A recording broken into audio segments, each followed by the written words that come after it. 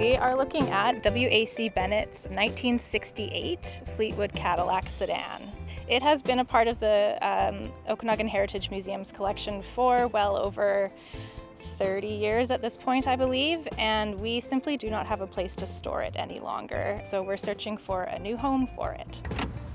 We've had it since 1993, I believe. Before that, it was in the possession of the Royal BC Museum. So in the 30 years that we've had it, unfortunately, it's never been on public display. We just don't have a space that's large enough to facilitate that.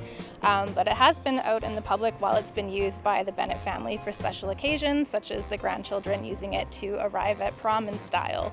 Well, I am taking a number of calls from car enthusiasts. Unfortunately, I can't help them with their quest. As a museum, we're obligated by ethics to find another public institution to transfer the vehicle to. The man who, for the 20 years he served as Premier, was British Columbia, and in the hearts and minds of many people still is WAC Bennett. Like I said, it belonged to WAC Bennett, who was the Premier of BC from 1952 to 1972, and he was not terribly fond of flying.